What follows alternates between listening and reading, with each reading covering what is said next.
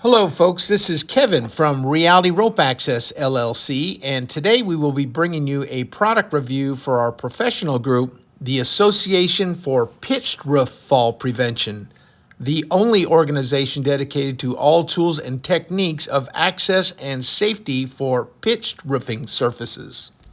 Our topic of discussion for this lesson is the Pitch Hopper, which apparently was developed and brought to market a couple of years ago by the Pitch Hopper LLC. Essentially a new and innovative spin on the old couch cushion that roofers and other tradespeople have used for many years to maintain their position on aggressively pitched roofing systems. As always, we're of the belief that it is typically the manufacturer that knows the very most about the safe use of their own products for the simple fact that they design, tested, tweak, produce, and bear the most liability for their creation. And for those reasons, we warn our viewers that even though we will be showing you some common and, let's just say, rather unconventional ways that this product is being used in the field, our company and professional organization only condones that which is recommended by the Pitch Hopper LLC. That said, let's take a look at the set of instruction that is provided with the purchase of this product, which includes not one, but two warnings that indicate A, the misuse of this product can lead to serious injury and or death. B, this product should only be used on asphalt shingled roofs. And C, this product should never be used without some form of approved fall protection, which, based on OSHA Regulations 1910, could include a personal fall arrest system, personal fall restraint system, work positioning system, guardrail system, or netting system. Some of the other notable instructions from the manufacturer include that it is only for use on clean, dry surfaces, has a maximum load limit of 250 pounds, should not be used on surface temperatures that are less than 32 degrees Fahrenheit and greater than 100 degrees Fahrenheit, and always inspect product for damage prior to use and retire product when appropriate. The primary features of this product include a platform that provides a level working surface on a 9/12 pitch, as well as a separate platform that provides a level working surface on a 12/12 pitch. The contact surface is a soft foam pad that sticks to the surface of asphalt shingles with what the manufacturer refers to as friction force, or basically what amounts to the reverse principle of a soccer shoe, where the foam pad represents the turf and the granules on the shingle act as the cleats. Using this product correctly means that the force in which you apply to it is straight down, level, and centered, not skewed towards the right or left ends or at the angle of the roofing pitch. Our impression of this device was overall very good, especially when we added some cougar paw padded shoes and some steep gear gloves. However, this 12-pitch roof was probably the upper limits of what this 220-pound climber was capable of using it on without using any additional forms of support.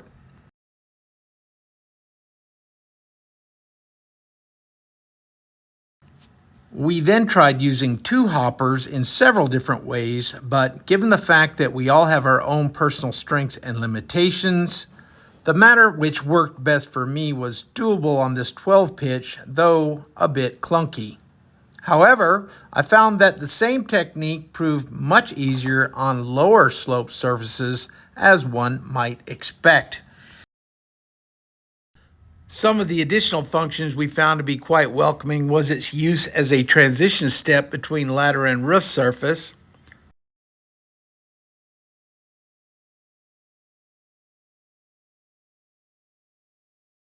an ergonomically useful platform to rest tools and supplies, and with several of these hoppers, we could easily build an accommodating travel path that protected our roofing surface from the foot fault of a working crew.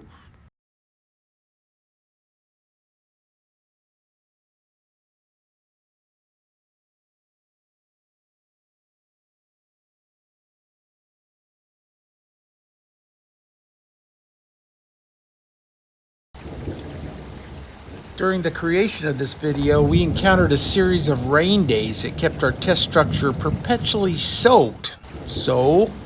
we decided to see just how much a wet surface would compromise the resistance of our hoppers. And while definitely not as slip resistant as on our clean, dry shingles, all in all, I'd have to say that it performed surprisingly well. And now for the part of the video that I know you have all been waiting for.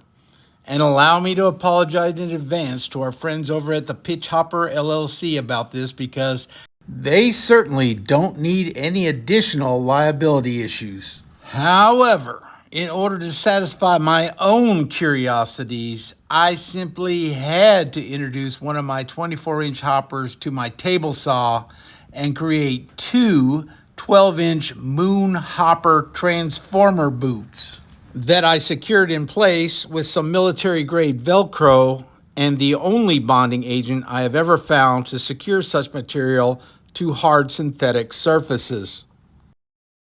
Now, although I was of the mindset that the process in theory would probably work, the potential consequences of failure for my nutritionally enhanced body that is well within the third trimester of life was unacceptably high, and considering that I do not know how many four-letter F words I have left in me, I began my testing phase attached to a counterbalance system that wouldn't allow me to descend at a rate any faster than my body could withstand the impact from. My second test was completed in the field on a dry, 4-year-old, 30-year laminated shingled surface.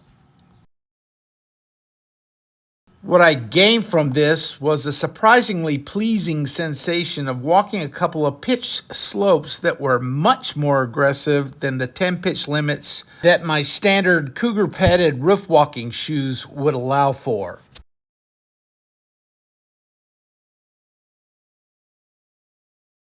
Walking these 11 and 13 pitch slopes without any real stress to my ankles was an experience that, despite a 30-year career of climbing roof structures, I simply had never felt before.